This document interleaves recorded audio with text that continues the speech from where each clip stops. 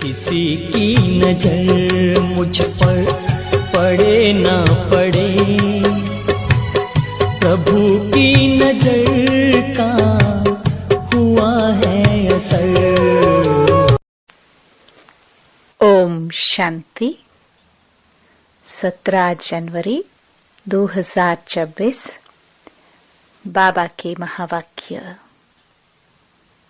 मीठे बच्चे, जब यह भारत स्वर्ग था तब तुम घोर सोजरे में थे। अभी अंधियारा है, फिर सोजरे में चलो। प्रश्न: बाप अपने बच्चों को कौन सी एक कहानी सुनाने आए हैं? उत्तर: बाबा कहते, मीठे बच्चे, मैं तुम्हें 84 जन्मों की कहानी सुनाता हूँ। तुम जब पहले पहले जन्म में थे तो एक ही दैवी धर्म था। फिर तुमने ही 2 युग के बाद बड़े बड़े मंदिर बनाए हैं, भक्ति शुरू की है। अभी तुम्हारा यह अंत के भी अंत का जन्म है। तुमने पुकारा, दुख हरता सुख करता आओ, अब मैं आया हूँ। गीत। आज अंधेरे में है इंसान। ओम शांति। तुम बच्चे जानते हो, अभी यह कलयुगी दुनिया है, सब अंधियारे में है। पहले सोजरे में थे, जबकि भारत स्वर्ग था। यही भारतवासी जो अभी अपने को हिंदू कहलाते हैं, यह असुल देवी देवताएं थे। भारत में स्वर्गवासी थे जब और कोई धर्म नहीं था। एक ही धर्म था, स्वर्ग, वैकुंठ, बहिष्ठ, हेवन, यह सब इस भारत के नाम थे। भारत पवित्र और प्राचीन धनवान था। अभी तो भारत कंगाल है, क्योंकि अभी कलयुग है। तुम जानते हो, हम अंधियारे में हैं। जब स्वर्ग में थे तो सोजरे में थे। स्वर्ग के राज राजेश्वर, राज राजेश्वरी श्री लक्ष्मी नारायण थे। उसको सुखधाम कहा जाता है। बाप से ही तुमको स्वर्ग का वर्षा लेना है, जिसको जीवन मुक्ति कहा जाता है। अभी तो सब जीवन बंध में है। खास भारत और आम दुनिया रावण की जेल में, शोक वाटिका में है। ऐसे नहीं, रावण सिर्फ लंका में था और राम भारत में था। उसने आकर सीता चुराई। यह तो सब है दंत कथाएं। गीता है मुख्य, सर्वशास्त्रमयी शिरोमणि श्रीमत, अर्थात भगवान की सुनाई हुई है। भारत में मनुष्य तो कोई की सद्गति कर नहीं सकते। सतयुग में थे जीवन मुक्त देवी देवताएं, जिन्होंने यह वर्षा कलयुग अंत में पाया था। भारतवासियों को यह पता नहीं है, न कोई शास्त्रों में है। शास्त्रों में है भक्ति मार्ग का ज्ञान। सद्गति मार्ग का ज्ञान मनुष्य मात्र में बिल्कुल है नहीं। सब भक्ति सिखलाने वाले हैं। कहेंगे शास्त्र पढ़ो, दान पुण्य करो। यह भक्ति द्वापर से चली आती है। सतयुग और त्रेता में है ज्ञान की प्रारब्ध। ऐसे नहीं कि वहां भी यह ज्ञान चलता आता है। यह जो वर्षा भारत को था, वह बाप से संगम युग पर ही मिला था, जो फिर अभी तुमको मिल रहा है। भारतवासी जब नरकवासी बेहद दुखी बन जाते हैं, तब पुकारते हैं, हे पतित पावन दुख हरता सुख करता। किसका? सर्व का, क्योंकि भारत खास, दुनिया आम, सब में 5 विकार हैं। बाप है पतित पावन। बाप कहते हैं, मैं कल्प कल्प कल्प के संगम पर आता हूँ, सर्व का सद्गति दाता बनता हूँ। अहिल्याए, गणिकाए और जो गुरु लोग हैं, उन सब का उद्धार मुझे ही करना पड़ता है, क्योंकि यह तो है ही पतित दुनिया। पावन दुनिया सत्युग को कहा जाता है। भारत में इन लक्ष्मी नारायण का राज्य था। भारतवासी यह नहीं जानते कि यह स्वर्ग के मालिक थे। पतित खंड माना झूठ खंड, पावन खंड माना सच खंड। भारत पावन खंड था। यह भारत है अविनाशी खंड, जो कभी विनाश नहीं होता है। जब इनका लक्ष्मी नारायण का राज्य था, तो और कोई खंड थे नहीं, वह सभी बाद में आते हैं। मनुष्यों ने तो कल्प लाखों वर्ष का लिख दिया है। बाप कहते हैं, कल्प की आयु 5000 वर्ष है। वह फिर कह देते, मनुष्य 84 लाख जन्म लेते हैं। मनुष्य को कुत्ता, बिल्ली, गधा आदि सब बना दिया है, परंतु कुत्ते बिल्ली का जन्म अलग है। 84 लाख वैरायटी हैं। मनुष्यों की तो वैरायटी एक ही है। उनके ही 84 जन्म हैं। बाप कहते हैं, भारतवासी अपने धर्म को ड्रामा प्लान अनुसार भूल गए हैं। कलयुग अंत में बिल्कुल ही पतित बन पड़े हैं। फिर बाप संगम पर आकर पावन बनाते हैं। इसको कहा जाता है दुख धाम। फिर भारत सुख धाम होगा। बाप कहते हैं, हे बच्चों, तुम भारतवासी स्वर्गवासी थे, फिर तुम 84 जन्मों की सीढ़ी उतरते हो। सतो से रजो तमो में जरूर आना है। तुम देवताओं जैसा धनवान, ever happy, ever healthy wealthy कोई नहीं होता। भारत कितना साहूकार था। हीरे जवाहरात तो पत्थरों मिसल थे।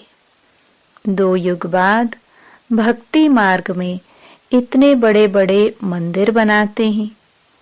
वह भी कितने भारी मंदिर बनाए। सोमनाथ का मंदिर बड़े से बड़ा था। सिर्फ एक मंदिर तो नहीं होगा ना, और भी राजाओं के मंदिर थे। कितना लूट कर ले गए हैं।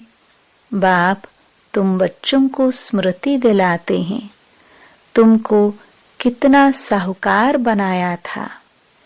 तुम सर्वगुण संपन्न, 16 कला संपूर्ण थे, यथा महाराजा महारानी।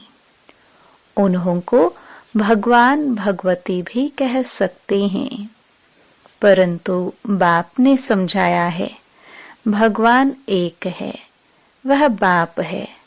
सिर्फ ईश्वर व प्रभु कहने से भी याद नहीं आता कि वह सभी आत्माओं का बाप है। बाप कहानी बैठ सुनाते हैं। अभी तुम्हारे बहुत जन्मों के अंत का जन्म है। एक की बात नहीं है, न कोई युद्ध का मैदान आदि है। भारतवासी यह भूल गए हैं कि उन्हों का राज्य था। सत्युग की आयु लंबी कर देने से बहुत दूर ले गए हैं। बाप आकर समझाते हैं, मनुष्य को भगवान नहीं कह सकते। मनुष्य किसी की सद्गति नहीं कर सकते। कहावत है, सर्व का सद्गति दाता, पतितों को पावन करता एक है। एक ही सच्चा बाबा है जो सचखंड की स्थापना करने वाला है। पूजा भी करते हैं, परंतु भक्ति मार्ग में तुम जिसकी पूजा करते आए हो, एक की भी बायोग्राफी को नहीं जानते। इसलिए बाप समझाते हैं, तुम शिव जयंती तो मनाते हो ना। बाप है नई दुनिया का रचयिता, हेवनली गॉड फादर, बेहद सुख देने वाला। सतयुग में बहुत सुख था, वह कैसे और किसने स्थापन किया, यह बाप ही बैठ समझाते हैं। नरकवासी को आकर स्वर्गवासी बनाना या भ्रष्टाचारियों को श्रेष्ठाचारी देवता बनाना, यह तो बाप का ही काम है। बाप कहते हैं, मैं तुम बच्चों को पावन बनाता हूँ। तुम स्वर्ग के मालिक बनते हो। तुमको पतित कौन बनाते हैं? यह रावण। मनुष्य कह देते, दुख भी ईश्वर ही देते हैं। बाप कहते हैं, मैं तो सभी को इतना सुख देता हूँ जो फिर आधा कल्प तुम बाप का सिमरण नहीं करेंगे। फिर जब रावण राज्य होता है तो सबकी पूजा करने लग पड़ते हैं। यह है तुम्हारा बहुत जन्मों के अंत का जन्म। कहते हैं, बाबा कितने जन्म हमने लिए? बाबा कहते हैं, मीठे मीठे भारतवासियों, हे आत्माओं, अब तुमको बेहद का वर्षा देता हूँ। बच्चे, तुमने 84 जन्म लिए हैं। अभी तुम 21 जन्म के लिए बाप से वर्षा लेने आए हो। सभी तो इकट्ठे नहीं आएंगे। तुम ही सतयुग का सूर्यवंशी पद फिर से लेते हो, अर्थात सच्चे सत्य बाप से सत्य नर से नारायण बनने का ज्ञान सुनते हो। यह है ज्ञान, वह है भक्ति। शास्त्र आदि सब हैं भक्ति मार्ग के लिए, वह ज्ञान मार्ग के नहीं है। यह है स्पिरिचुअल रूहानी नॉलेज। सुप्रीम रूह बैठ नॉलेज देते हैं। बच्चों को देही अभिमानी बनना पड़े। अपने को आत्मा निश्चय कर मामेकम याद करो। बाप समझाते हैं, आत्मा में ही अच्छे व बुरे संस्कार होते हैं। जिस अनुसार ही मनुष्य को अच्छा व बुरा जन्म मिलता है। बाप बैठ समझाते हैं, यह जो पावन था अंतिम जन्म में पतित है। तत्त्वम। मुझ बाप को इस पुरानी रावण की दुनिया, पतित दुनिया में आना पड़ता है। आना भी उस तन में है जो फिर पहले नंबर में जाना है। सूर्यवंशी ही पूरे 84 जन्म लेते हैं। यह है ब्रह्मा और ब्रह्मावंशी ब्राह्मण। बाप समझाते तो रोज है, पत्थर बुद्धि को पारस बुद्धि बनाना मासी का घर नहीं है। हे आत्माएं, अब देही अभिमानी बनो। हे आत्माएं, एक बाप को याद करो और राजाई को याद करो। देह के संबंध को छोड़ो। मरना तो सभी को है, सबकी वानप्रस्थ अवस्था है। एक सतगुरु बिगर सर्व का सद्गति दाता कोई हो नहीं सकता। बाप कहते हैं, हे भारतवासी बच्चों, तुम पहले पहले मेरे से बिछड़े हो। गाया जाता है, आत्माएं परमात्मा अलग रहे बहुकाल। पहले पहले तुम भारतवासी देवी देवता धर्म वाले आए हो, और धर्म वालों के जन्म थोड़े होते हैं। सारा चक्र कैसे फिरता है सो बाप बैठ समझाते हैं। जो धारण नहीं करा सकते हैं उनके लिए भी बहुत सहज है। आत्माएं धारण करती है, पुण्य आत्मा पाप आत्मा बनती है ना। तुम्हारा यह 84वां अंतिम जन्म है। तुम सब वानप्रस्थ अवस्था में हो। वानप्रस्थ अवस्था वाले गुरु करते हैं मंत्र लेने के लिए। तुमको तो अभी देहधारी गुरु करने की दरकार नहीं है। तुम सबका मैं बाप, टीचर, गुरु हूँ। मुझे कहते भी हो, हे पतित पावन शिव बाबा।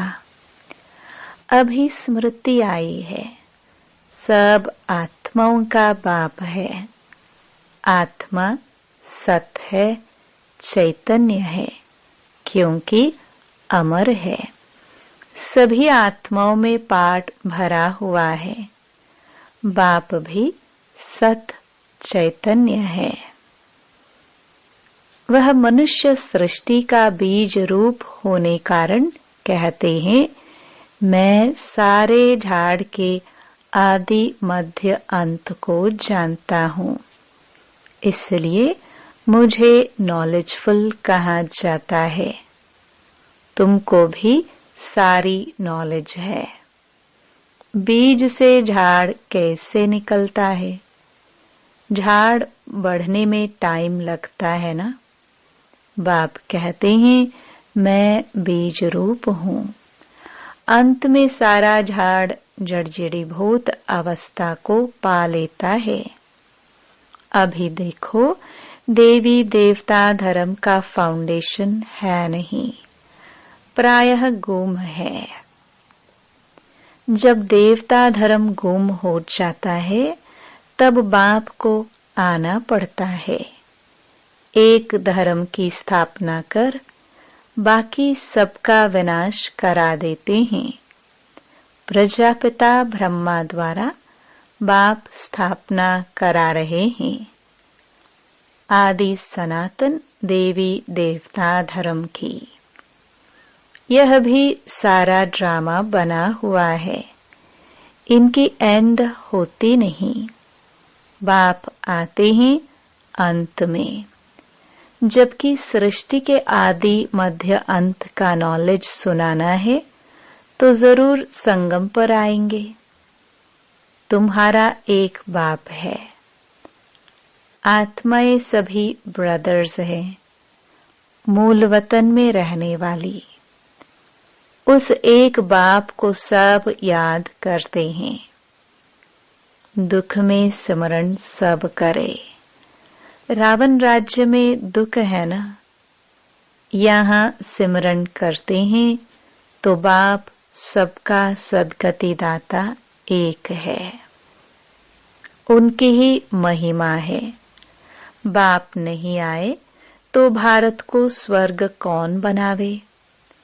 इस्लामी आदि जो भी हैं सब इस समय तमो प्रधान है। सबको पुनर्जन्म तो जरूर लेना है। अभी पुनर्जन्म मिलता है नरक में, ऐसे नहीं कि स्वर्ग में चले जाते हैं। जैसे हिंदू लोग कहते हैं स्वर्गवासी हुआ तो जरूर नरक में था ना। अभी स्वर्ग में गया, तुम्हारे मुख में गुलाब। स्वर्गवासी हुआ फिर नरक के आसुरी वैभव, तुम उनको क्यों खिलाते हो? बंगाल में मछलियां आदि भी खिलाते हैं। अरे उनको इन सब खाने की दरकार ही क्या है? कहते हैं फलाना पार निर्वाण गया। बाप कहते यह सब है गपोड़े, वापस कोई भी जा नहीं सकते। जबकि पहले नंबर वालों को ही 84 जन्म लेने पड़ते हैं। बाप समझाते हैं इसमें कोई तकलीफ नहीं है। भक्ति मार्ग में कितनी तकलीफ है। राम राम जपते रोमांच खड़े हो जाते। वह सब है भक्ति मार्ग। यह सूर्य चांद भी तुम जानते हो कि रोशनी करने वाले हैं। यह कोई देवताएं थोड़े हैं। वास्तव में ज्ञान सूर्य, ज्ञान चंद्रमा और ज्ञान सितारे हैं। उन्हों की महिमा है। वह फिर कह देते सूर्य देवताय नमः। उनको देवता समझ पानी देते हैं। तो बाप समझाते हैं यह सब है भक्ति मार्ग, जो फिर भी होगा। पहले होती है अव्यभिचारी भक्ति, एक शिव बाबा की, फिर देवताओं की, फिर उतरते उतरते अभी तो देखो टिवाटे पर भी जहां 3 रास्ते मिलते हैं। मिट्टी का दीवा जगाए, तेल आदि डाल उनकी भी पूजा करते हैं। तत्वों की भी पूजा करते हैं। मनुष्यों के भी चित्र बनाए पूजते हैं। अब इनसे प्राप्ति तो कुछ भी नहीं है। इन बातों को तुम बच्चे ही समझते हो। अच्छा, मीठे मीठे सिखिलदे बच्चों प्रति माता पिता बाप दादा का याद प्यार और गुड मॉर्निंग। रूहानी बाप की रूहानी बच्चों को नमस्ते। धारणा के लिए मुख्य सार। पहला, आत्मा से बुरे संस्कारों को निकालने के लिए देही अभिमानी रहने का अभ्यास करना है। यह अंतिम 84वां जन्म है, वानप्रस्थ अवस्था है, इसलिए पुण्य आत्मा बनने की मेहनत करनी है। दूसरा, देह के सब संबंधों को छोड़ एक बाप को और राजाई को याद करना है। बीज और झाड़ का ज्ञान सिमरण कर सदा हर्षित रहना है। वरदान, उपराम और एवर रेडी बन बुद्धि द्वारा अशरीरीपन का अभ्यास करने वाले सर्व कलाओं में संपन्न भव। जैसे सर्कस में कला दिखाने वाले कलाबाज का हर कर्म कला बन जाता है।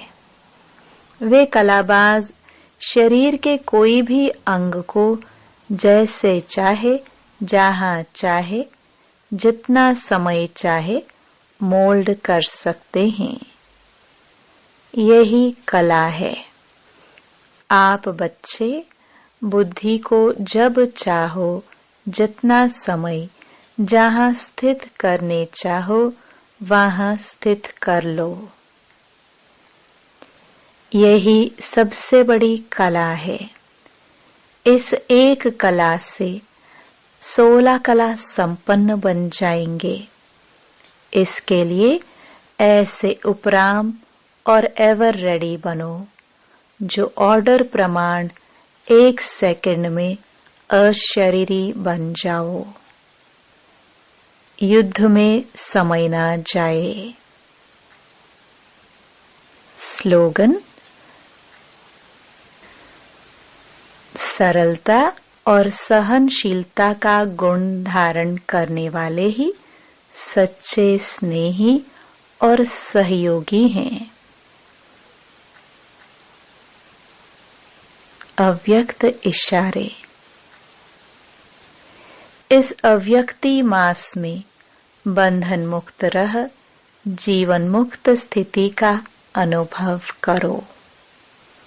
जो परमात्म ज्ञानी बच्चे हैं उन्हें ज्ञान का फल मुक्ति और जीवन मुक्ति का वर्षा संगम पर ही प्राप्त होता है। ज्ञान अर्थात समझ। समझदार हर कर्म करते हुए सदा स्वयं को बंधन मुक्त, सर्व आकर्षणों से मुक्त बनाने की समझ रखता है। उनके हर संकल्प, बोल, कर्म, संबंध और संपर्क में मुक्ति जीवन मुक्ति की स्टेज रहती है, जिसको न्यारे और प्यारे कहते हैं। ओम शांति।